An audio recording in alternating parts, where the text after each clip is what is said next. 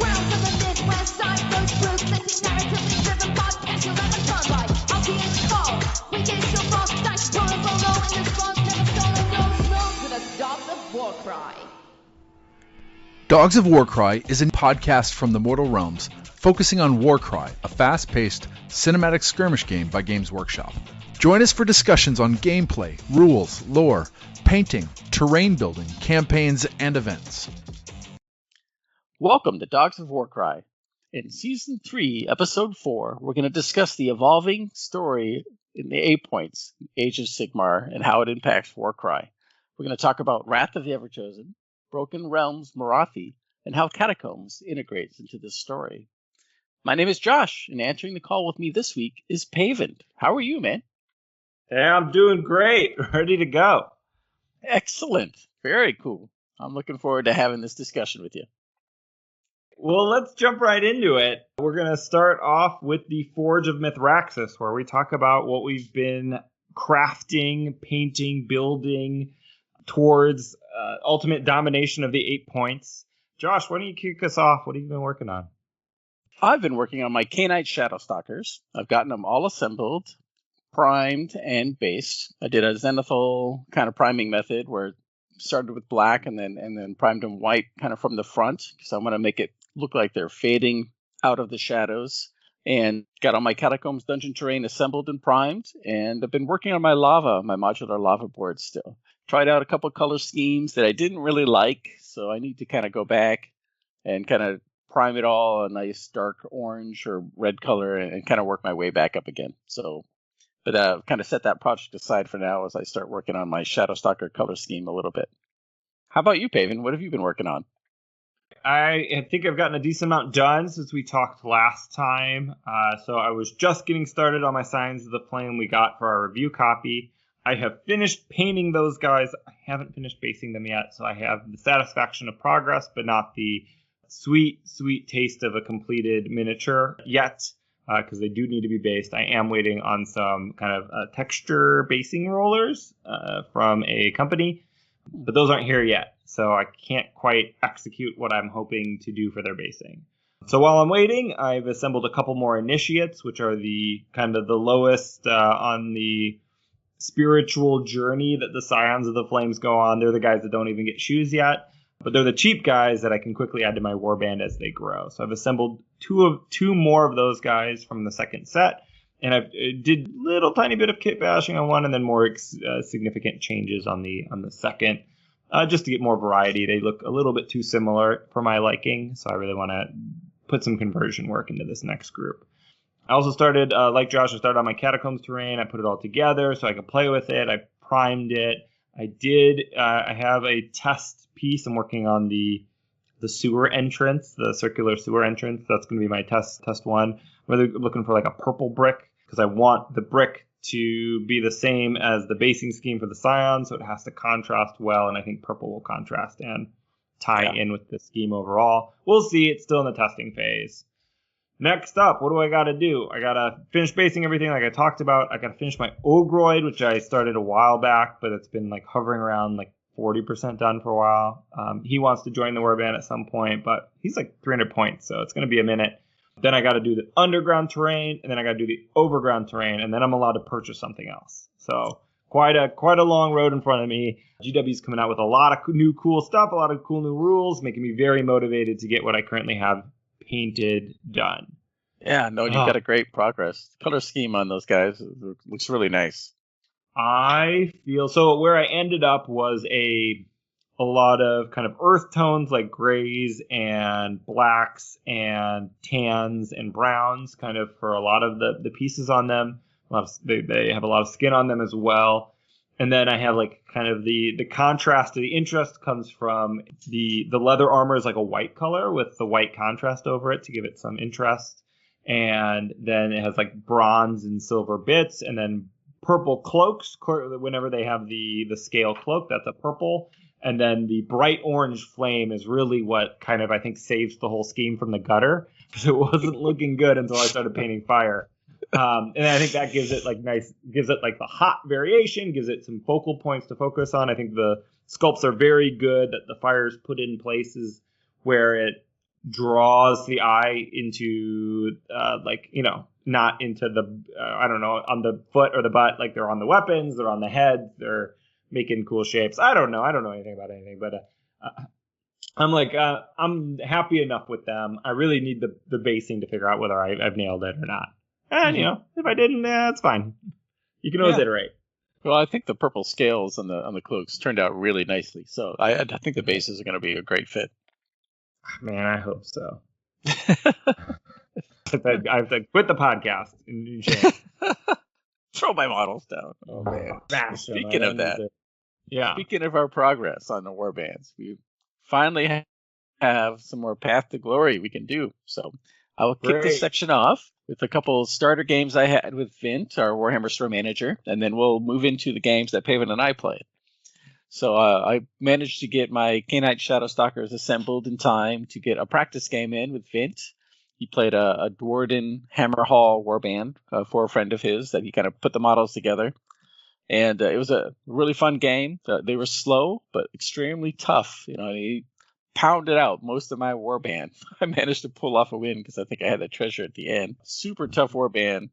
And I learned how fragile my poor elves are. A lot of great fun on that one. Our second game, we both chose as a campaign game, and he chose to play his Spire Tyrants. And I hadn't played against them before, and those gladiators got a lot of tricks up their sleeves. It was the first game where we had the twist of traps, and Paven and I had that one later. And the traps are vicious.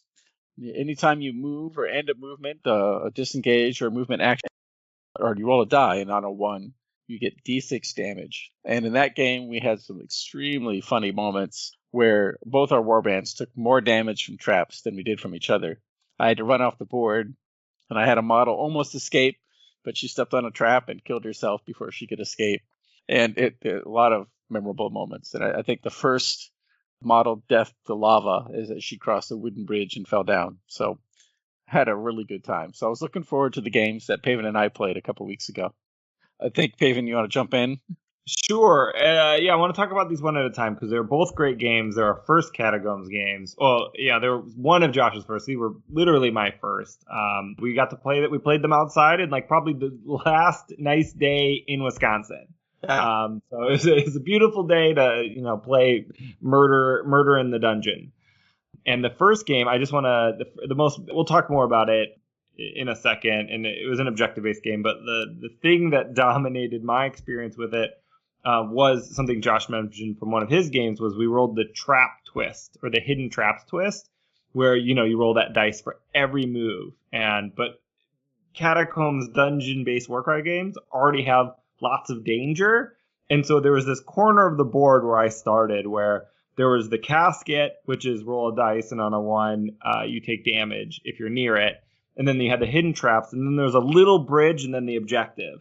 And then so we could jump over the bridge, and then you're rolling a dice, and on a 4 up you take 1 damage, and on a 6 you take 3. Or you could end your movement on the bridge, but if you do that, you roll a different dice, and then on a 1, the bridge collapses and you die outright.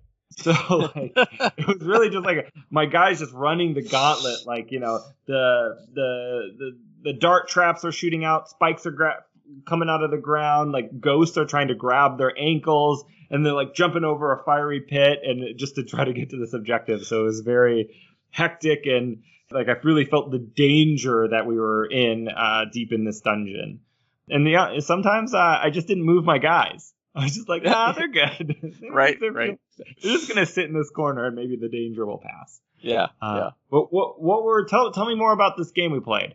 Yeah, so it was, again, the objective-based game was absolutely hilarious. We had a lot of carnage, and only Paven had any models standing at the end, but it was a lot of fun. I think you had one guy left. Oh, wait, no, you're right. I had one Doomfire Warlock, or Darkfire Warlock left. Yeah. I did end up with one model who died, and another one injured, but overall it wasn't too bad. Yeah, the game was really fun. We both had to move quite a bit, so we risked the traps quite often. But we managed to get around pretty quickly. Yeah, I had the advantage of having 2 objectives in my territory, so I had the luxury of moving less, which was great.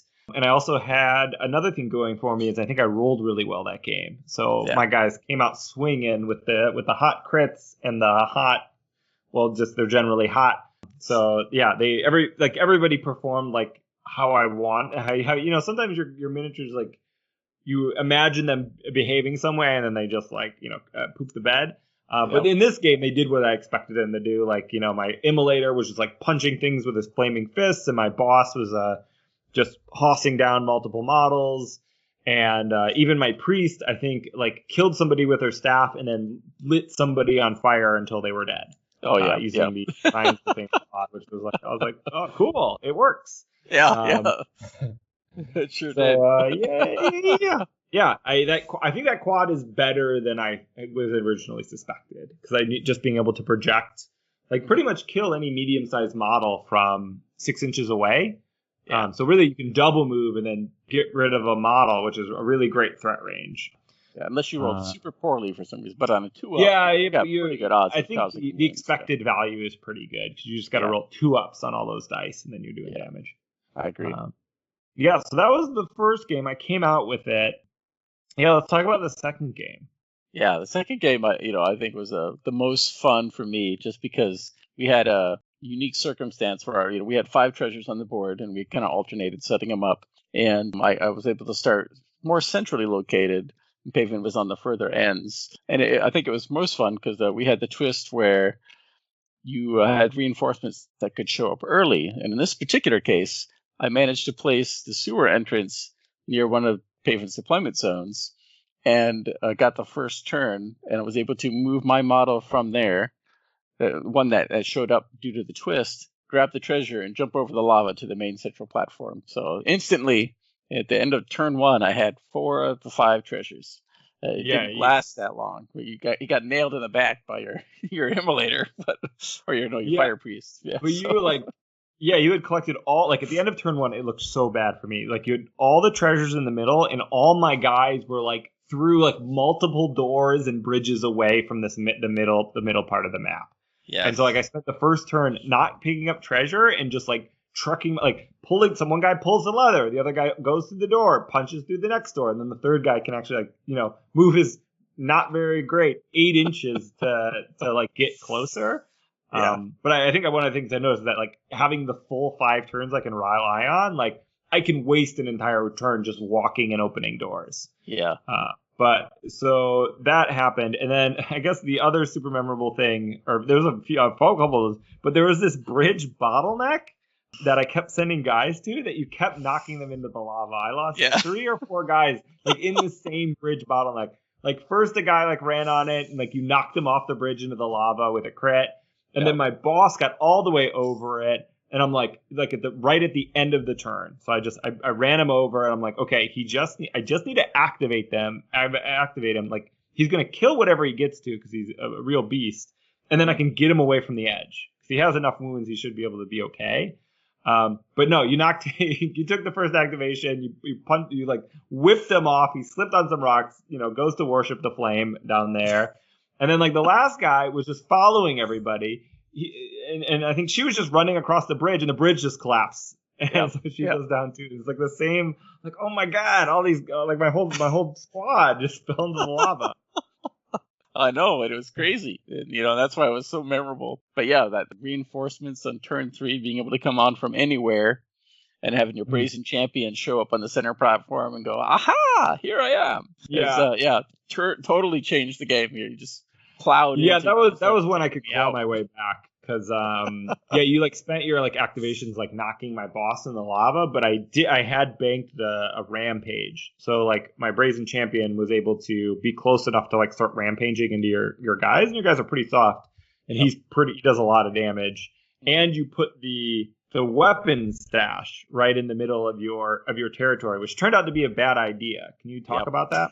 Yeah, definitely. So the weapon stash gives any model within 1 inch of it +1 attack if they have an attack of 3 inches or less. And it turned out to be a bad idea for me, because the models I had around it all had ranges of 4 or more typically. And so none of them could take advantage of it. And so Paven charged in there with his fire priest and his brazen champion, and they were just wreaking havoc on my poor models.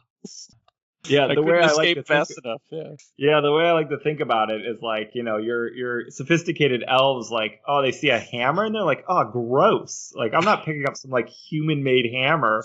But my guys are, a bunch of the Philistines, and they're just like, throw it like, just throwing knives and swords and giant axes and huge mauls and, using it to just clobber your guys. Oh yeah. So I was able to pull out that game as well. Despite half my warband, taking a detour to meet the what is it, the Raging Flame, the Yes. Inferno? Yeah, the Raging. The Great Inferno in the sky. And by the sky, we mean deep into the ground.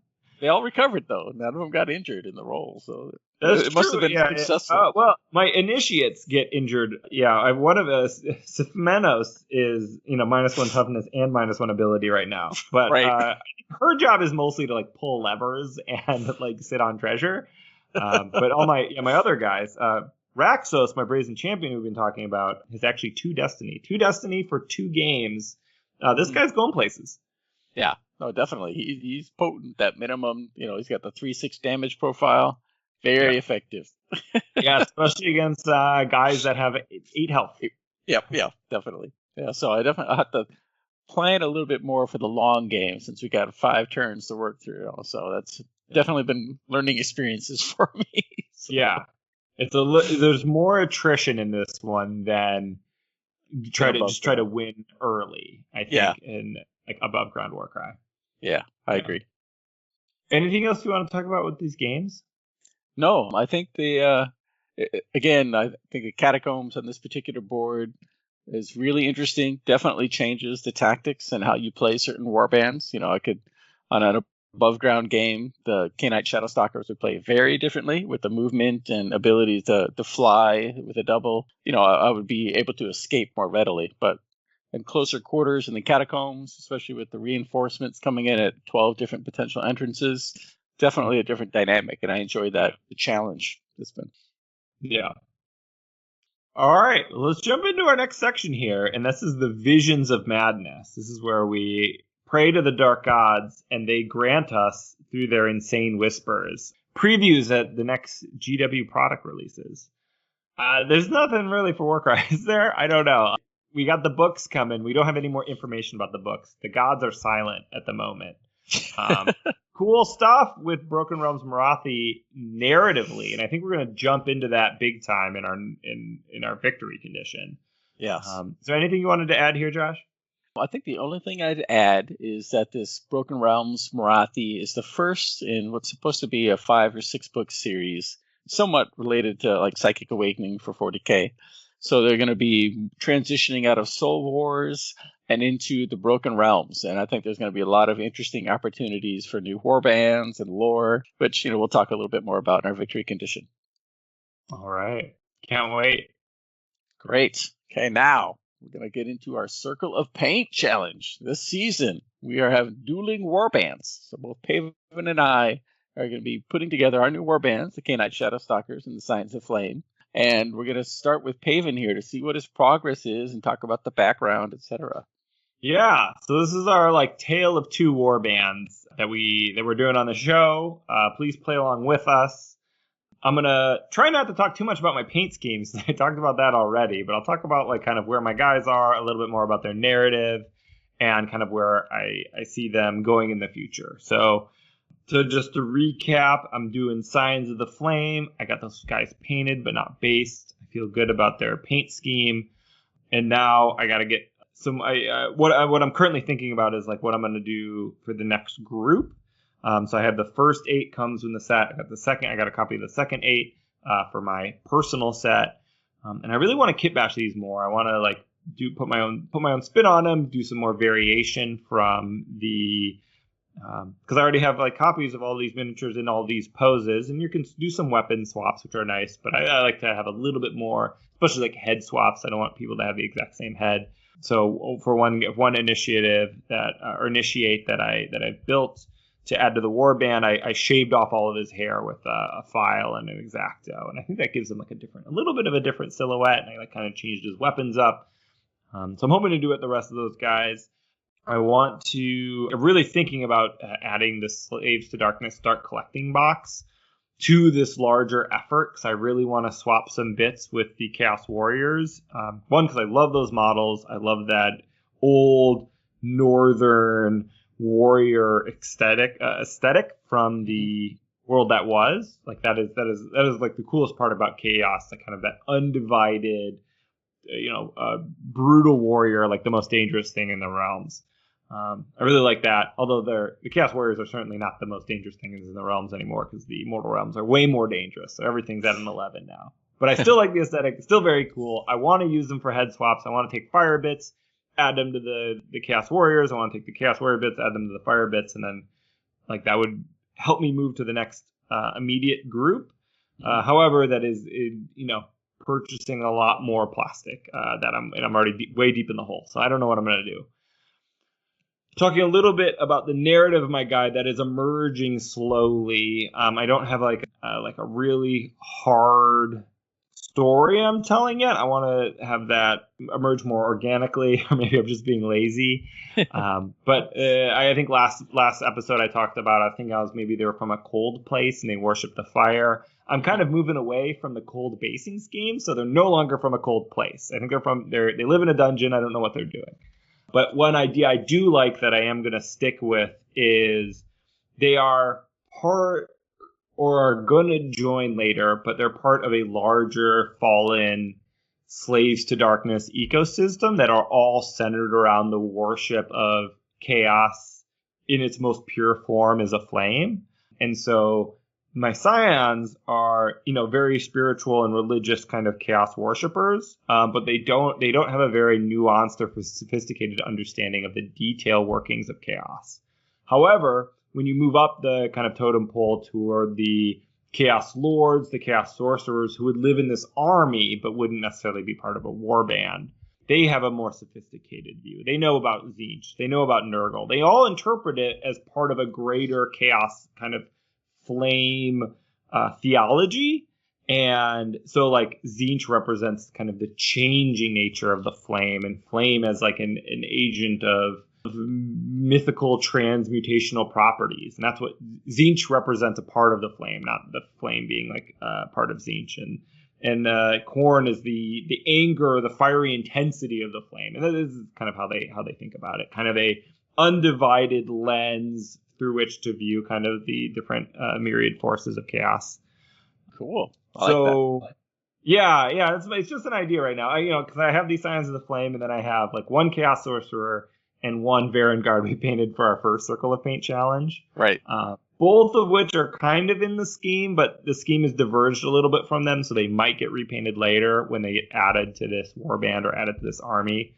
Certainly the Chaos Sorcerer can be allied in. I'm looking to ally him in, but I think I do want to like add some fiery elements because the basic model doesn't have any obvious ties to fire, and I think fire is the theme that's going to go across the slaves list. Other than that, I do have the Ogroid that I want to add as another mercenary to add. I think his fire elements are going to be, his tattoos are going to be fiery, and they're going to be like kind of an inner flame kind of thing. Yeah. So that way I don't have to kit bash anything or sculpt anything.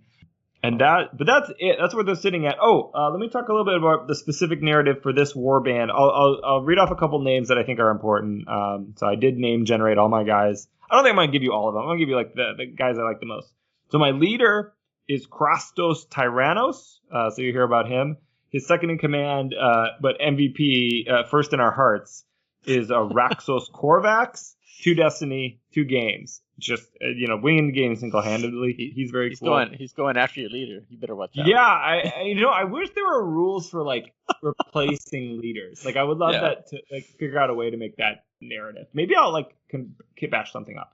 Helax is my immolator. I really like my immolator. He does good work. He always dies, but I think, like, the guy on fire should always get taken out after every game because he doesn't carry on fire. Yeah. And then, I won't read you the rest of them. If they distinguish themselves, I'll mention them in later podcasts. And I think, what quest am I on? Let me go find it.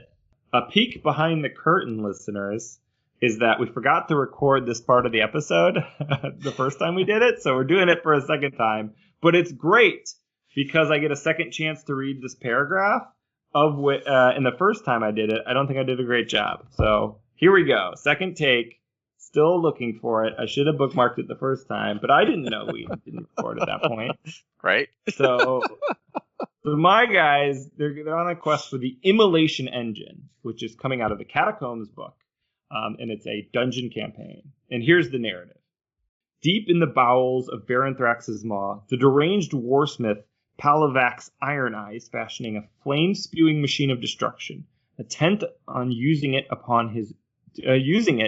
to immolate his rivals and secure dominion over the Bloodwind spoil. This weapon would surely prove invaluable to the worshippers of the ever-raging flame, who seek to engulf the lands in a cleansing inferno. The worshippers are me and my guys. Yet first, they must seize the engine from Iron Eye, which will prove no small task. Many are the warriors that the Warsmith has swayed to his cause with promises of plunder and glory. So what are we doing? We're gonna go get this thing. I don't know what it is. This engine, some kind of technology deep within this dungeon. We're gonna beat up all its bodyguards and take it, and then I guess just let it run wild. Of course. It's gonna be cool. I really like campaigns that have like specific like people in it and names, and so I like this Iron Eye character. I want to see what he does. Ready for my first conversions. We played our first 2 games. Ready for my first dungeon conversions whenever we can get our games in. Mm-hmm. I'm really Definitely. excited. So that's my is this Path to Glory? No, that's my tale of 2. That's my warband. That's the tale of my warband so far. Exactly. Their glory is growing. All right. And now we'll touch on our Canine Shadow Stalkers. Called them the Shadowborn. And my leader's name is Caleth Voidsworn. And this particular warband, in terms of color schemes, I didn't mention it before, but I'm thinking of very pale skin in terms of the cloaks and things like that. I'll have them fade to black, but I might go with a crimson, very dark red, and then use some accent colors for the flames and the icons. Probably in a turquoise blue sort of colors. So, but I need to pick up a test model and put it together and see how it all looks. So got to start that soon so I can get moving on the rest of the warband. But this particular warband, I'll kind of go into the background a little bit, and then I'll touch on the quest because they're interrelated. Decided to choose the Morathi's Ire origin. And, this is the case where Morathi will give the shadow mark to favored minions as well as people that she wants to get rid of. So this particular case, my leader and perhaps other members of her warband kind of caught on to Morathi's deception of Cain and started to figure out that she was not necessarily actually allowing Cain to be worshipped and was seeking power for herself. And of course, Morathi is deceptive as she is, found out, and marked them all to send them to their deaths in the 8-points. But the joke is on her because we are going to find the Pit of Darkness. And I'll read this battle scenario, the narrative for this quest, and then I'll touch on why it's relevant. As darkness stretches across the 8-points, you lead a cadre of shadow stalkers into the Everchosen's domain, sliding unnoticed past oblivious sentries. Your task here is one that could only be accomplished by those with shadow stuff in their blood. The High Oracle Cain desires a link to the strands of the umbral web to this cursed land by securing the Well of Shadows, a font of untapped dark magic that lies in the depths of Baron Thax's maw. The most holy oracle has tasked you with securing this prize before any others can lay claim to it. And Caleth Voidsworn and her warband want to find this Well of Shadows so that they can barter with the shadow demons there, the power that lies there, and trade their souls from Morathi to the realm of shadow. And thus seek revenge. That is their ultimate goal, to get back at her somehow. But, we'll have to find out if that ever happens. But, first of all, they got to find a new master. And that's what their quest is all about. So I'm looking forward to getting them painted up so they look more shadowy. And they've got a good mix of models in the warband, a couple champs, and a couple of the Dark Flame warlocks to add range, as well as some supporting powers. And then 4 minions, the Shadow Blades, to kind of help poke things and grab objectives and treasures and pick off at them as well. So, yeah, I think I've got a pretty good mix so far. And after I dominate my second territory, I should have enough to add another Dark Flame Warlock And hopefully I'll start taking advantage of some of their abilities a little better to keep my guys alive a bit longer. Very cool. Any mercenaries or monsters you're thinking about adding to this force? It's a great question because this is the First Order faction. Oh no, I played Cahadrons, but I didn't have any allies or monsters in that list. So I have not thought ahead to any allies. But with the Battle Tome books coming out eventually, I think the options will increase quite a bit. Looking forward to that. In the meantime, I'll probably just add some additional models and expand it. And like you, I'll have to start looking at converting some other models to change up the elements a little bit. I did that a bit with one of the champions, the Slaughter Shades, with the whip. They kind of swapped their ponytail angles and kind of changed the foot pose a little bit to make them look a little different. But yeah, I'll definitely have to look at conversion opportunities for that. Cool. Let's take a break. Season 3 is here, and we're excited to bring you more Dogs of Warcry. We'll be discussing new warbands, the starter box Catacombs, our ongoing games and narrative play, and keeping you up to date on our Circle of Paint challenge. Thank you for the encouragement, and we hope you enjoy this episode of Dogs of Warcry. Please share your ideas and feedback with us as we travel the 8 points together. All right, welcome back. In our victory condition this episode, we're going to talk about the events occurring in the 8 points over the course of this year and how the Wrath of the Everchosen, Broken Realms Morathi, and Catacombs all fit into the story that's evolving here. Now, I will state there are some spoilers, especially for Wrath of the Everchosen and Broken Realms Morathi. So when we get to those particular sections, if you don't want to learn about certain things that are ongoing, please skip those sections because we do have some minor spoilers throughout the rest of this podcast. With that, Paven, you want to kick off the discussion of Wrath of the Everchosen? Sure. And Wrath of the Everchosen is an Age of Sigmar book. It's kind of our first campaign book of Soul Wars and a precursor, I think, to the format of the Broken Realms, which are currently the ongoing story. Great book. It is the story of Catacrosis, the Mortarch of the Necropolis. So he is a character that is aligned with Death and Nagash, kind of the foremost general of the armies of Death, and their invasion of the Chaos Stronghold in the 8 points. And so the 8 points is the setting for Warcry. Well, just a small slice of the 8 points is the setting for Warcry, but this is a kind of larger macro level, the movement of gods and heroes and armies within the mortal realms. So Wrath of the Everchosen follows this campaign. Is that a good summation?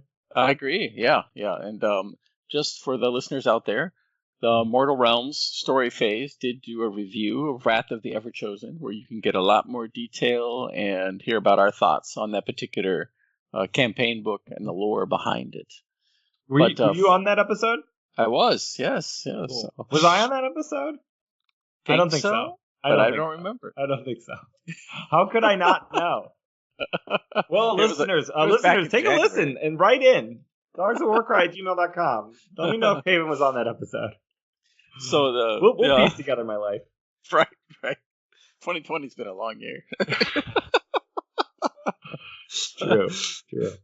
So we introduced Wrath of the Everchosen because it's the first, I guess, shift of the Age of Sigmar story into the 8 points since Warcry was initiated. And in this particular campaign book, as Paven mentioned, Catacrosis and the Ossiarch Bone Reapers, with the help of Lady Olinder and the Nighthaunt, invade the 8 points through the End Gate, the Shaiish Realm Gate that connects to the 8 points.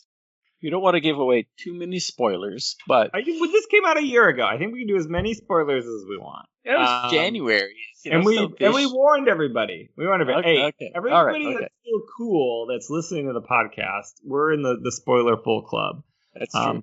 But before we get into there, I wanted to talk about a little bit like why this is important. So like the stage of the 8 points is that they have been dominated by chaos for hundreds, maybe thousands of years, ever since Sigmar got bamboozled and threw his hammer into a portal. Archaon has owned kind of the most important piece of real estate in all of the mortal realms, which is the central hub that connects to all other realms, like the most strategically valuable position. And so Chaos has dominated here for a very, very long time and corrupted it. And that's why Warcry is so horrible and all the people are mean in it, is that this is just as a land that has just been dominated by the forces of darkness for so long. And Death coming in there doesn't make it any better. It's just like a different horrible force, but it is interesting. So it goes from like kind of just being a dog eat dog kind of place where it's like a war of all against all to a active war front between the forces of death, who are, kind of lockstep in just, pushing ever forward and very disciplined versus kind of the ravening hordes of Chaos and Archaon. So that's the stage of the book. And also, like, the current setting of the 8 points, like the current setting of the 8 points is this battle, this ongoing war between, Catacross and Archaon. Yeah, they're pitting, great tactical minds against each other. Mm-hmm. Catacross is wanting to challenge himself, and Nagash wants a little bit of revenge against Archaon for the pain and humiliation that he's inflicted upon him in the past. Yeah, Archaon literally killed Nagash. Well, threw him down, just like destroyed this god of the realms. Yeah, during the Age of Chaos, he just came in there and whooped his butt. Yeah, sacked Nagadashir a few times, I think. But yeah. So Catacross comes rushing in here, and he pushes deep into Chaos and forces a confrontation with Archaon. He is slain, but Catacross has many bodies, and so his essence is returned. And during this whole process, his whole focus on pushing forward and drawing attention, his Ossiarch Bone Reapers collected immense quantities of bone and form a gigantic stronghold called the Ark's Terminus surrounding the Shaishin Realm Gate. So Death has a permanent foothold in the 8 points at the end of this book. Yes. And they make it all the way to the Varen Spire. Pretty close, fighting against the forces of chaos. When Archaon was doing other stuff, he's usually not home in the 8 points. He's usually doing important stuff. I think at this moment he was trying to free Slaanesh from his bonds, but had to run home because the house was on fire. Exactly. So Daddy comes home and he just wrecks house, and he comes flying through tons of demons, tons of Erengard, kind of smashes Catacross's armies, kills Catacross in single combat. But this was all part of the plan. Catacross wanted to measure Archaon, see how he would act. This is why he has so many bodies made, so he can, Death is on no time frame, so they can just wait it out and grind it out. This is going on in the 8 points, like while all of our warbands are fighting. I guess if you want your narrative to contain it. It does take place kind of further away from the locations we know about. Like the Games Workshop narrative really focuses on the slice of the 8 points that is between the realm of metal and the realm of beast, called the Bloodwind Spoil Slice. Mm-hmm. And so we don't know where the Arc Terminus is in relation to that kind of octagon. It must be an octagon, right? 8 sides. Yeah. The octagon kind of shape of the 8 points.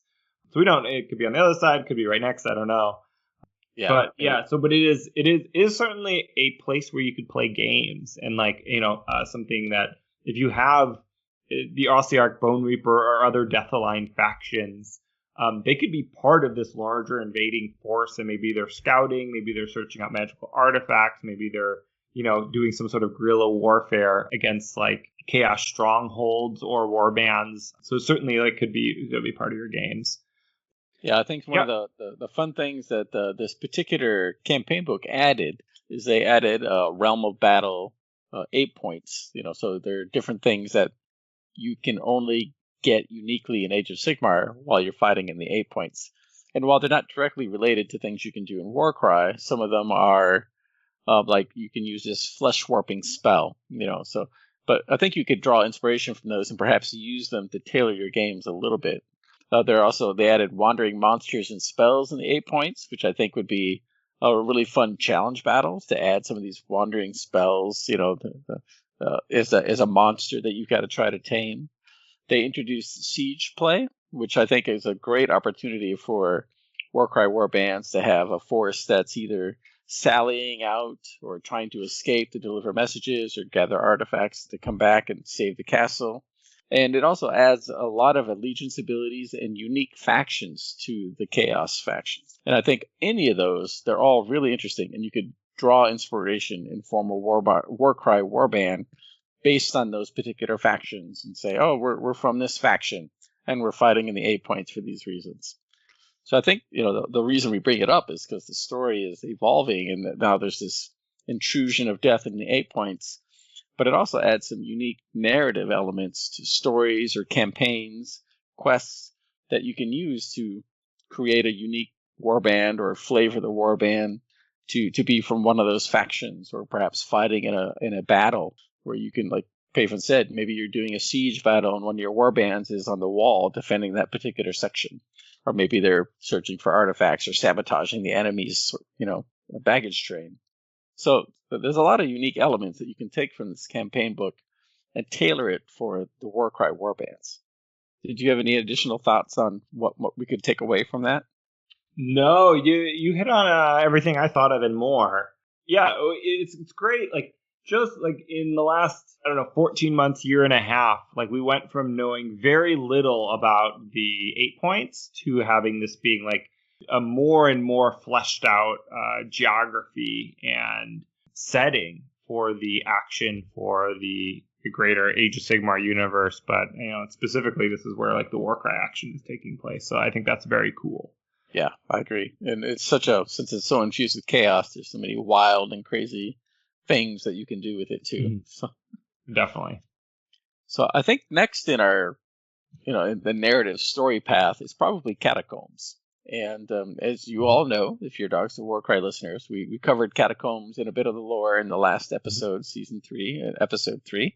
But it takes place in Varanthax's Maw, which is this huge dragon, or this dead dragon has his body slain across this mountain, and catacombs are all beneath this mountain, riddled within this mountain.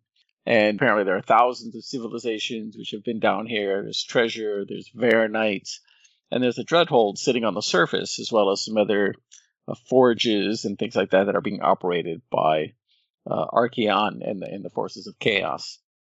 So Catacombs takes place within this area, in and below and all around.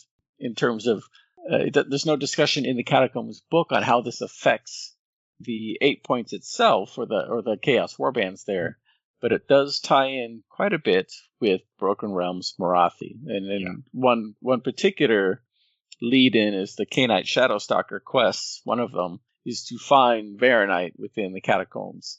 And Varanite is termed Cain's blood by Morathi. She wants to have a lot of it for a religious ceremony of sorts, which we'll cover a little bit more. Yeah. So, as in Broken Realms Morathi, as Paven mentioned earlier. Can I add a couple things on the Catacombs? Yes. Before we jump into Broken Realms Morathi, so a couple threads that get picked up pretty quickly in Morathi that are left in Catacombs book. So Josh, you did mention the Canine Shadowstalkers. What they're doing there, they're getting Cain's blood, which is a great bit of branding by Morathi. That stuff is horrible and it sucks. And the other is the Varanite itself, in that they do mention, although briefly and without the same kind of importance it takes on later, is like Varanthax's Maw is known for having an extra bit of Varanite, so more than is normal. So like. Mm-hmm. That is, like, there's lots of reasons to go to Varanthax's Maw. There's a lot of treasure. There's a lot of ruined civilization. There's a lot of things to fight over. But one of those things is the Varanite that is in at least some supply within those catacombs. Yeah, let's talk about... So, like, Varanthax's Maw exists. That's the setting. What happens in Morathi? How is that... So, in Broken Realms Morathi, again, we'll kind of cover some details, but we're going to be going into greater detail in the Mortal Realms story phase. So please listen for that if you'd like some additional detail on our thoughts on there. But in the Broken Realms Morathi, it's all about Morathi seeking godhood. And she does that by gathering large quantities of Varanite and then using that to transform herself. There's a lot of other unique elements that take place in the book, but in terms of how it impacts the 8 points, they do introduce a realm of battle for Varanox's Maw, because she has to convince Sigmar to join forces with her to invade the Eightpoints. And she does that because Archeon and one of the Gaunt Summoners? Yes, thank you. The Gaunt Summoner, Yeah. who is overlooking the extraction of Varanite at Varanax's Maw. They have these huge boar worms that are just digging down and slurping the Varanite up through their bodies to be processed on the surface. Yeah. And so Morathi wants some of this, and they're using this Varanite to bathe the Realm Gate into Azir and corrupt its magic. The hope that it'll destroy it and open it up. So Sigmar is willing to help Morathi invade the Eightpoints and try to stop this from happening. Yeah. So this brings up another kind of battle line, although this isn't actually active within the 8 points, but it's also like, we had Chaos versus Death we talked about. There's also the current war between Chaos and Order, and Archeon really wanting to get into Azir. And so like that is do you know what that gate is called? The gate to Azir from the 8 points? I do not off the top of my head. I would have to look it up. I'd have to look it up. Let's not worry too much about it. But so like they're trying to corrupt that gate so much with this Varanite to try to bust in. Yeah, and so what does Morathi do? Like she gets the Stormcast involved because they don't want Azir coming in. They're aligned there. And then so like what happens? Where do they go? So she convinces Catacross with bribery of some shadow-infused bone to attack the Varen Spire to distract them. So this is interesting because it's we have this new force in the 8 points, and now they're starting to work together against Chaos in a somewhat of a way. But as part of the book, they do have a map of Varanax's Maw that's similar to the one in Catacombs, but it has some different pictures on it, some different locations described. And so I think it's really nice that they have the same map, but some additional information that's a little bit more in depth about what's going on related to the Age of Sigmar and the Dreadhold. And they talk about the Varanite mines and how it's all being manipulated. And they also talk about the Genesis Gate, I think, which is another landmark we can add to our mental map of the 8 points. And the Genesis Gate is the gate that goes to the Realm of Life. And that is another sealed gate. So that's a gate that Chaos can't use to invade. And this was sealed much later. This was sealed during the Realm Gate Wars after the initial kind of storm of Sigmar's armies came through, and they were able to take this gate and seal off the Realm of Light. But where it comes into play here is they actually unseal it briefly. With Ariel, the Everqueen's permission, they unseal it briefly to launch the invasion of Varanax's Maw. And she unseals it and sends a ton of water through, like a bunch of waterfalls worth of water, to wash away all of the defenders around the gate on the 8 point side. And then the forces of Morathi Sigmar march through. Yeah. It should be mentioned that all of these gates on both sides are almost always super well defended because they're so tactically important. Then what happens, Josh? Circling it, yeah. And so Morathi and the Daughters of Cain have a huge force storming across the 8 points into Varanax's Maw, with the deception where she and a small strike force are going below to supposedly stop the Varanite from being processed. And they send in a Stormcast and mixed Daughters of Cain force to attack the Dreadhold on the surface.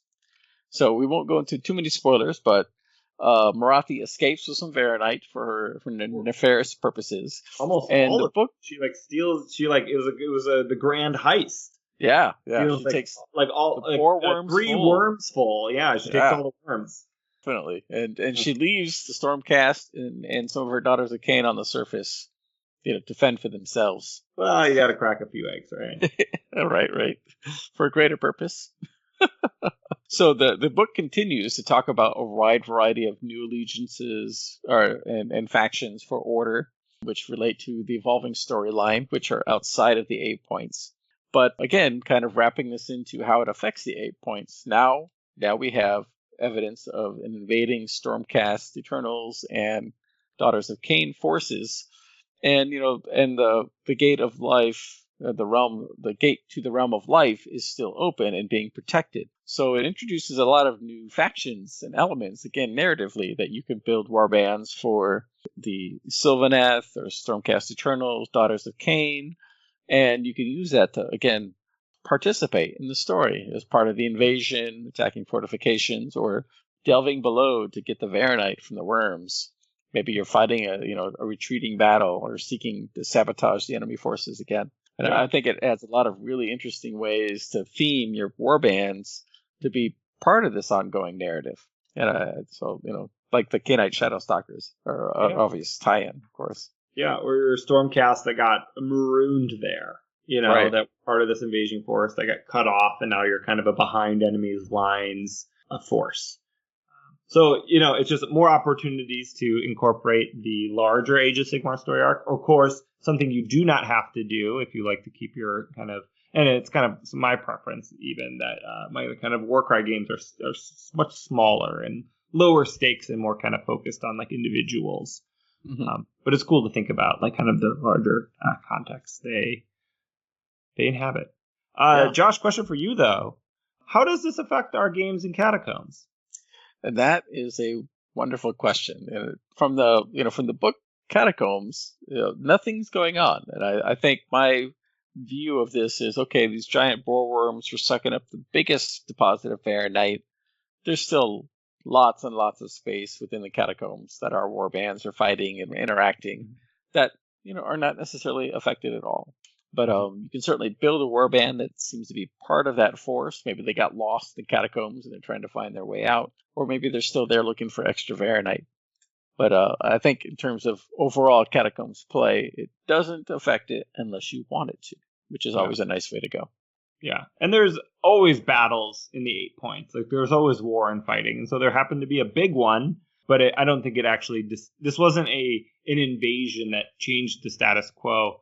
Like, unlike the invasion of Catacross, it was just kind of a strike force to try to get in and destroy the Varanite, which they did do, and then were almost immediately decimated, or quickly decimated by the overwhelming forces of chaos. Right, exactly. Yeah, and the story continues to play out in other areas of the realms. So those particular types of factions and warbands created from that storyline could also be, I guess, again, incorporated into warbands that you perhaps play in other parts of the realms. So I think that's the one thing that we're reaching, especially with the battle tomes coming out. We reached that possibility where you can play in these story arcs anywhere in the realms with warbands that fit the narrative. That's exciting. Definitely. All right. Did you have any other thoughts on the evolving narrative here and how it's affecting Warcry?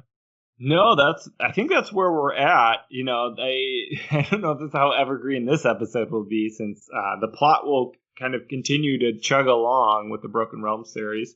Maybe we'll return to the 8 points. Maybe we won't. I don't know. My guys will certainly be there trying to carve out their little piece of glory. But shout out again to the podcast we were recording tomorrow. We'll see what order they come out in. Listener, your guess is as good as mine. Although probably your guess is better since you will be in the future where things have come out. But yeah, we're certainly going to go into the events we discussed just now in more depth, but also the larger context of the entire story, like what happened before they got into the 8 points, and what happens after they leave. Oh, you're just gonna have to wait and see for that, or wait and listen, or I don't know. Yeah, that's exactly right. All right, so with that, we hope you kind of get a feeling for all the different story elements that are now persisting in the 8 points and how that can challenge you to create a warband that fits the narrative or add a narrative flair to your campaigns as you play your games. Tying that up, we're going to move now on to our listener questions. And again, we have a nice range of listener questions. And first, we're going to start with one from Legatus Grey Heresy. And his question is, Iron Golem Ogres, how good will they be in tight spaces now? And, I'll let you tackle that one. So I haven't played with them in Catacombs, but that doesn't keep me from having an opinion. I think they will be pretty good. Like, the Scions of the Flame are a pretty on paper slow warband, similar to how the Iron Golems play. But like being punchy and slow there's like more mitigation for that in Catacombs with the deploy anywhere when you're a reinforcements with the, five turn games. So I think they'll be good. So if you if you have the Iron Golems and you weren't satisfied with how they played above ground, man, put them in a dungeon, put them in a forge. That's where they should be anyway. Exactly. Give them a good swing. And I think I think this is Ned, right? This is Ned. Yeah. Me and Ned have played. I played his Iron Golems. They were good. I think he's got 2 ogres all painted up. We're playing the games again. We'll see. And they're potent too. Those ogres can hit hard. I think the Yeah. Iron Golems having such high toughness across the warband are going to be great for pushing people in that lava. pushing up. For the amount of people that ended up in the lava, I don't think we ever pushed. I think we just incidentally knocked everybody over. Yeah. Critical hits and bad bridges. That's enough. Exactly. Okay, our next series of questions are from Severe Elon. First question is, do you think we'll actually get any information on the new icons on the Catacombs map, or are they just there to tease a wider world and inspire us? What do you think? I hope they are alluding to new warbands or new releases. I don't know. What do you think? Yeah, I've got I suspect they're there as teasers for now, but I think the door is open that there'll be a new warband, or perhaps they will later tell us like, oh yeah, these are this type of warband, this is their symbol, so then we'll know. But I'm hoping, again, optimistically hoping that they are indications of a new warband type that are running around in the Catacombs. But they definitely do inspire. The next question is, do you think we'll get more expansions at the same scale of Catacombs? What would your dream expansion be? That's a tough one. What do you think, Paven? I'll go first, and I don't know, Mordheim the expansion. I don't want actual Mordheim. I want Warcry Murder Streets or something along, where it's like super terrain dense city expansion. So you're like doing more running along rooftops.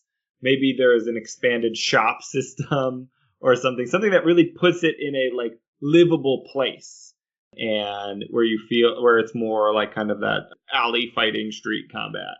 I think, putting me on the spot. I could probably maybe think of something more creative, but that's my current dream expansion. Yeah, man, I haven't painted this expansion. I'm not ready for a new expansion. Right. Yeah. No. I think what you're saying is kind of like a gangs of Hammer Hall sort of. It could be a similar thing where your war bands or gangs. They're fighting in the city, in the slums, or below or above, or that would be kind of cool. Yeah, I don't have any other. I think we'll get. I'm hoping we'll get some additional expansions. Whether they're the same scale as Catacombs, I don't know.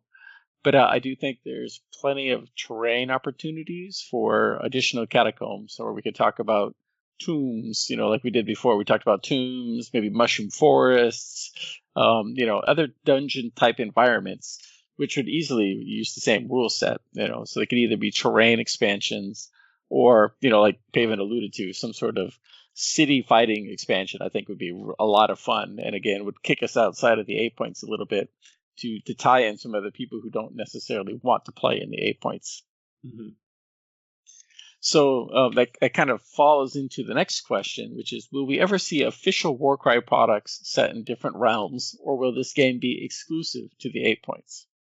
I'll just say that I think the original intent was for this to only be set in the 8 points, and I think it will continue to be that way, especially now that the Age of Sigmar narrative is growing in this area.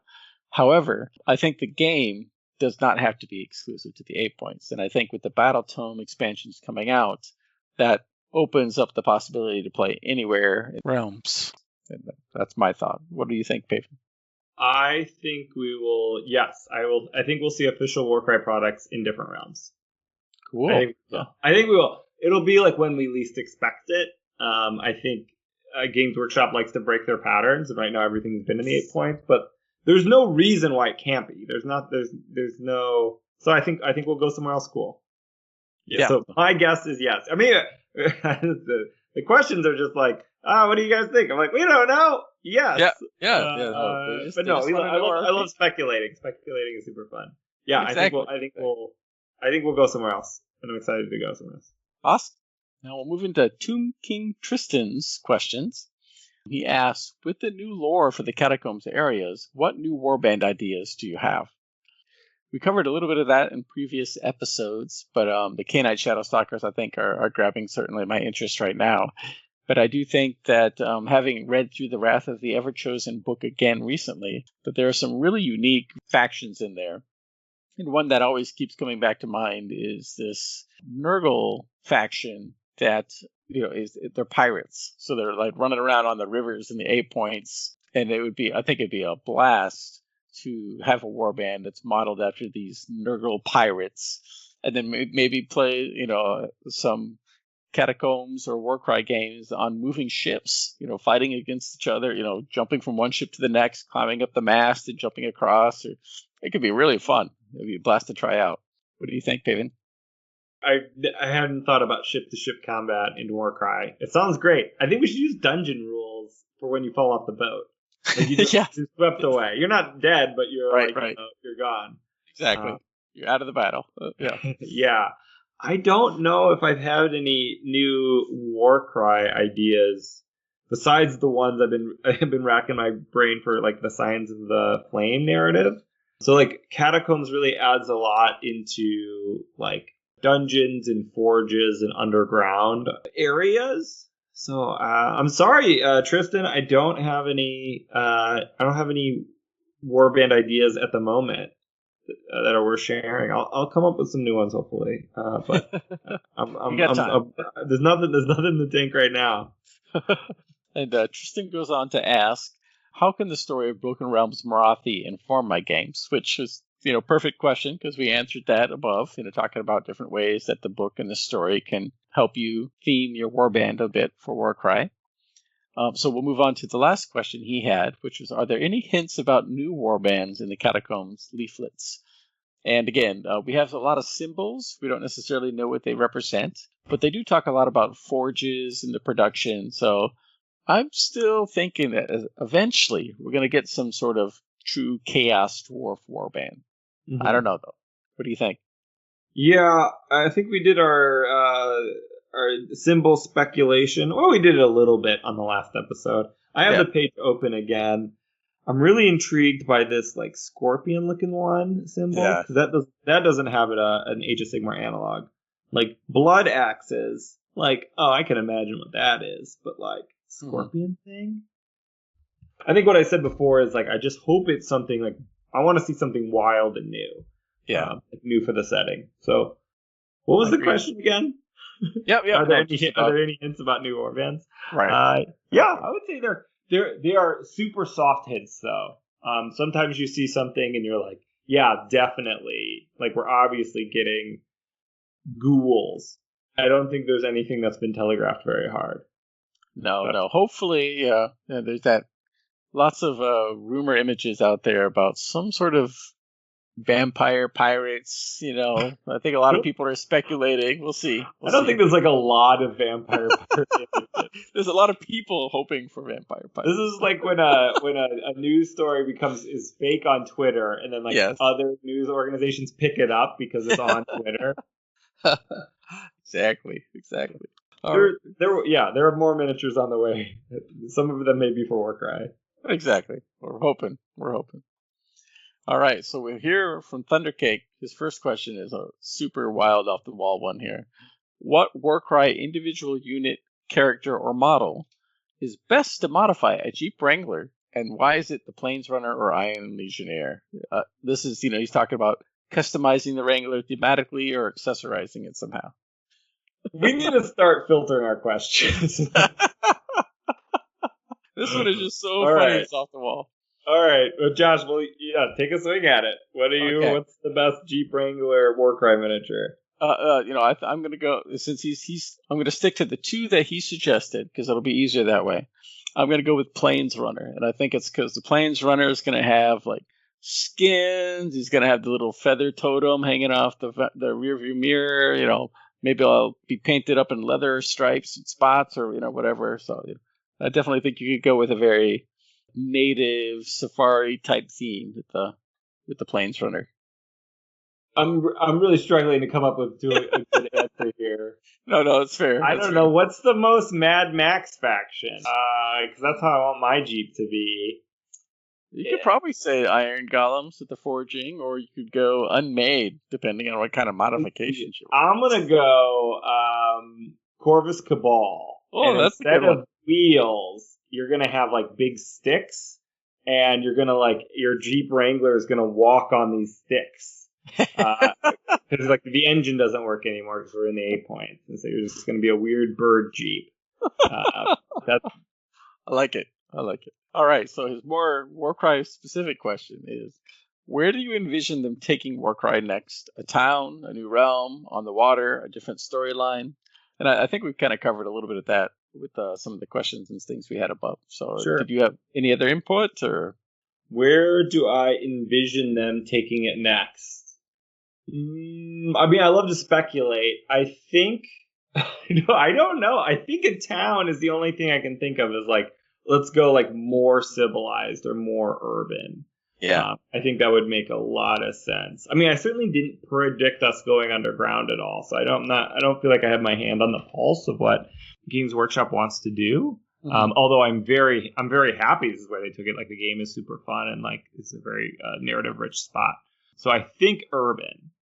Yeah. I'm leaning that direction too, just because we do have different story elements where Gordrak is moving on Excelsis, other cities are being attacked. That it would make sense to add some more urban type feel for warbands to be fighting in the streets, so to speak. I will say one thing about the tight coupling between, or the crossover between Age of Sigmar and Warcry narratively. It's cool and I like it. I don't want them to be tied all the time. I don't want Warcry to just be following what Age of Sigmar is doing. I want it to be kind of a separate spot doing its own thing, because there's certainly the Mortal Realms are big enough that lots of different stuff can go on at the same time, and I kind of hope Warcry kind of keeps its own pace and section of the narrative that is separate and unrelated and maybe uncaring of what is happening in Excelsis, for example. Yeah. So if we went to an urban setting, I wouldn't want to be this is where the action is in the greater story. This is where Excelsis and Gordrak is invading and Warcry is happening here too. I would love it as an opportunity to explore a entirely different city, a new city. Or, dive us deep into a city we already know a lot about. What's the good example? Tempest Timing. Hammerhall is great. Or, Hammerhall's got a lot of bad people in it. Yeah, it could be Hammerhall. Yeah, no, I agree with you. And I think it would just be an opportunity to develop a rule set that could be applied to the Age of Sigmar narrative, but not have to be set there. And I like your idea of having it be a city that we don't know much about at all yet. Yeah. That'd be kind of cool. So Darth Alec had some questions. His first question is, how do you guys feel match play in the Catacombs works? And I'll kick that off by saying, don't know. We have not tried that yet. However, a lot of the deployment zones tend to be symmetrical, and the board itself is very symmetrical with 12 different entry points. So I think match play would work quite well on the Catacombs board. Although I don't know about the additional boards, I haven't. They seem to be fairly symmetrical, but I have not looked at them in detail. What do you think, Payfin? I've never played an official match play game yet, so I'm not probably the authority here. My intuition is that Catacombs is more balanced for match play than above ground, but I don't know. Yeah, that's my feeling too, especially with the reserve rules and the extended game length. His next question is, how necessary is the board pack? And I don't think it's necessary at all. I think you get a lot of play out of the Catacombs board, but the board pack does introduce 4 new boards to play on, and they tend to have less dangerous pits. So while the board that we're playing on that comes to the Catacombs box has very large lava areas, so there's a lot more possibility for pulling, pushing, knocking people into the lava. That's less true on all the other boards. There are some pits, they tend to have bridges over them, but they're definitely less exposed, so it'll be less of an impact on your games. Do you have any thoughts on that? Yeah, I mean, I didn't get the board pack, so I don't consider them, I guess, necessary. I mean, I think if we were doing like our weekly game night, I would be more inclined to pick them up for the variation of games. But I imagine you can get lots and lots of games out of these boards with the variable terrain, with the variable missions, that it will feel fresh for a long time. But I'll let you know if it feels stale and it's time to pick up that board pack. But I don't think you need to buy it now. Right. I agree. And then his last question is, how does Catacombs feel after a few games? And I think we covered that pretty well with sharing our games and our thoughts there. So we could probably pass that along. But definitely, it's a fun way to play and definitely different tactically. Do you have anything to add, Paven? Feels great. Excellent. All right. Our next question is from Neil. He asks, in general, do you have any advice for keeping a game fun when it tilts too hard toward one player due to bad dice or poor twists, objectives, etc.?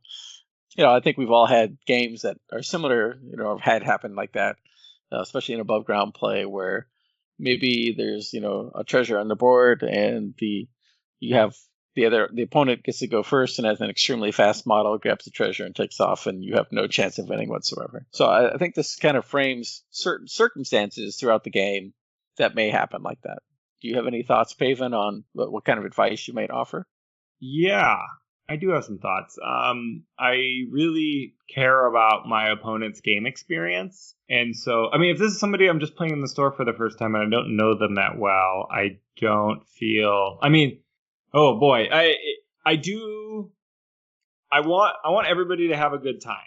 And if I've played enough games of Warcry, I'm usually like one of the more experienced players if I'm playing against somebody. So I usually kind of change my play style based on like how experienced I think my opponent is. So this is kind of the axis on which I kind of change my behavior. And if they're newer to the game, I usually try to play more narratively, or specifically try not to think too hard about my strategy and just like kind of roll my dice, try to have a good time, try to get into it, kind of like give them advice if they're open to it and just like talk them through the game. I'm really not trying to squeeze out a victory here. I'm trying to make sure everybody is having a good time. So I don't overtly throw a game, but I will play suboptimally in order to, I don't know, not necessarily... I don't want to like invalidate somebody's like competitive game experience, but I certainly don't try as hard if somebody is newer or they haven't won in a while. Like if you lose every time, it's not as fun. And if you win every time, it's also not as fun. So I do adjust my play style like that, which is like not playing badly, but I don't try to think about what the optimal way of playing it is. I just kind of like play more casually and just move my guys around and like move towards the objective, move and attack, just kind of maybe play more narratively that way. So I'm not leveraging all of my experience to try to crush somebody that is maybe already behind tactically or just doesn't have as many games behind their belt. I don't know if there were many coherent thoughts in there, but there's a lot. I think there's I think it's something to always think about. I mean, tabletop games specifically are such a personal thing to do that I think like spending time to think about your opponent is really great. And I think I've mumbled through my advice as best as I understand it. No, and I think those are all great points. Yeah, in this particular case, Neil shared that he's playing with his spouse, which also adds a different element to worry about. But I think you touched on everything perfectly. I would do the same thing. If you're playing with somebody, it's about a shared game experience. And unless you're playing in match play in a tournament, obviously that might be something different. But most of our games, or events have had more of a narrative focus. And it's about playing well, having a lot of fun. And if your opponent is struggling with dice rolls or having some challenges around the rules or other things like that, then, you like you said, play a little bit more narrative focus. Say, okay, well, my model, they would do this, instead of, okay, tactically, I would do this instead. But my champion doesn't want to be shown up, she's going to go over there and take on this model. So it kind of played more to the story, and I try to have a little bit more discourse with my opponent too, kind of asking about their warband or their leader, drawing their story in. What would they do? How does this play out? And then kind of make it more, again, about what is their quest. And, oh, yeah, sometimes the quest is not going to be successful, but your warband continues to evolve with glory and artifacts, even though you may lose a game. And that's one of the nice things about Warcry.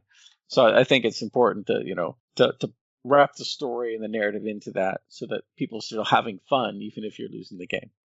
One other thing I can throw on there is like another lever to pull. And I will mention, I almost never do this with Josh, because Josh is a very strong competitor. Even if I think I'm winning, I might be losing. And Josh is a very experienced, good player, so I always play hard. Yeah. But one other thing you can do is might be worth thinking about it, is if your warband is matching up really well against your opponent's warband for somebody you're playing with frequently, switch it up. Like, I remember when I stopped playing my Gits against new people and always bringing a different warband because I just felt the Gits were so strong. It was hard not to have them just win a lot of games just on the strength of that warband. And so I just bring a warband that I was like probably less good with and was less optimized. I brought my Deepkin, which I think are still a good warband and still can win games, but it was more straightforward. Like, I could just like throw my thralls in there and just like have a nice smash them up. Yeah, so that's something else to think about, is to change up your warband if you feel like you're too good. Mm-hmm. Or change out particular models too. Like maybe you don't need 3 ogre breachers or something. Maybe just one. Leave 7 snakes at home. Right. Exactly. Good points. So, and our last series of questions are from Toast. His first question, or her first question, I don't know, either way. Are there any victory conditions that you flat out put back in the deck and draw another one? What do you think, Paven? The ritual. Sometimes we put the 2 times ago when we played, I remember we just played the ritual, we drew the ritual, and we put it back. So I need like 3 games between playing the ritual again. But otherwise, the answer is, for Catacombs, I don't think so. But I haven't played that many games. And even in the original one, I don't like putting things back in the deck unless it's because we just played it. Because I think like all of them are fun, and I like asymmetric games. I think that like having more variance, and rather than everything being like completely 50-50 is cool and fun in narrative. Yeah, I agree with you, and I tend towards that as well. I think the one circumstance where I've seen some other people put the victory condition back is it was I can't remember, it was the one where your opponent starts out with only one of their battle groups on the board, and I think there was one game between a couple people where they're just like, you're gonna their battle group, they had 2 models and they had no chance whatsoever, so they said, okay, we're just gonna redraw this and play a different game because they didn't think either one is going to have fun. So I think it's certainly based on circumstances and what you guys are up to. No, I don't like that at all, because that's why you don't just put like 2 crappy guys in one battle group. Right. Because like that could happen. Like, eat your sleep in that bed. Like, I remember we had one game where I had to like kill your entire shield, and your shield had 1 guy in it. I'm like, well, Josh, like, you better protect that guy. Squigs are coming for him. You almost got away too, because it was like a 3-round game. Yeah. But yeah, I don't know. Don't put it back. Don't put it back in the deck. Play it out. Play it out. Like, if those 2 guys escaped, that would be a great story. Like, that would be a really fun game. And if they just get murked immediately, it was probably like a 6-minute game, and you can just re-rack. Yeah, you play another one. Yeah, exactly. All right. And then Toast's second question: what have been the most dramatic, cinematic, memorable moments in the games you've played so far? I'll just talk from Catacombs' perspective because we've been playing that recently. And I've just got to say, generically, across the games I've played, the lava has played a really interesting, surprising influence on the games. And that's been very fun and memorable, definitely. What do you think? I agree. Yeah. I don't think I mentioned this before, but how stressful being by the edge in Catacombs is in dungeon games. Right. Like, Yeah, I feel like a physiological, like, stress response to, like, having important models be on a bridge. Yeah. Like, I'm like, oh god, like, just don't, like, and then you start rolling those crits. I'm like, oh god, he's rolling the crits. And then we're like rolling those, like, not a one, not a one, not a one. And then, like, you know, you pass one, you're like, and you're like, all right, next attack. And I'm like, oh god. So yeah, I think, yeah, it's very memorable, very, like, you know, I don't know, our game's art. I think so, and it's good art if it's evoking emotion, and so I'm feeling my emotions in my games. Yeah. I think the twists and the environmental elements in Catacombs has been extremely memorable so far, just because they have a large impact. I don't know if we saw this before, but I really like the iteration and the direction that Catacombs takes Warcry. I think it is like improved. I think there are a lot of improvements on the system. Yeah. And I know we talked like dungeon games are like horizontal to above ground games. It's just like a different game mode. But I think this game mode has learned from like the basic game mode to be more fun. I agree. And I definitely think incorporating some of the elements into above ground games would be fun, like the push off the ledge sort of. Push off the ledge. Yeah, like there's more environmental damage. They seem to be much more comfortable with that. I like that. I think it makes it more dangerous. I agree. That's great. Great. And thanks again, everybody, for your questions. It's always nice to hear what people are thinking about, what they're interested in hearing, and sharing our thoughts on those things. Yeah. I really want to do live questions at some point. Although it's harder. We're not a radio show, so I don't know if it makes sense. Maybe we can get a voicemail set up and they could call in their questions. I don't know if anybody would do that, though. Yeah. Or we could try doing it's probably too late to stream. Yeah. We could do some kind of live show ones. Yeah, we can have Eric come on stage and rap the theme song. There you go. That would be people would pay to hear that. Well, thanks everybody for listening. I want to plug the Discord. That's where we hang out. themortalrealms.com/Discord. Shout out to the Warcry channel, where we talk about Warcry. Josh, I think you're the most active over there. I post stuff and sometimes will emoji cool stuff. I want to shout out the Mortal Realms podcast, where we will be on the next episode, which either came out before this episode or after this episode. We're really going to get into the weeds. The Broken Realms Morathi book. That is a great book. I loved it. I'm going to talk about how much I loved it during that episode, but really like, that's a great campaign product. Way better than Psychic Awakening. Yep. Josh, where can they find you on the internets? Yep. So you can find me at J.E. Arrington on Twitter, but I'm also in the Discord. It'll be sharing things in the hobby section as well as we continue to work on our warbands. How about you, Paven? Just on the Discord. I have a Twitter, but it's mostly just I don't post, so it's not real. But we do have Dogs of Warcry Twitter that I think you man, and a Dogs of Warcry email that I don't know. I think you check. Do you check the email? I do. All right. dogsofwarcry@gmail.com if you want to email us your questions. It's time to put a muzzle on this episode. If it was a good dog, support the show with a positive review on iTunes, sharing it with friends, joining us for hobby discussions at themortalrealms.com/Discord, or leave a tip at themortalrealms.com/Patreon. More content is available at themortalrealms.com and on Twitter at Dogs of Warcry. Realms of the Midwest side, those ruthless narratively driven podcast.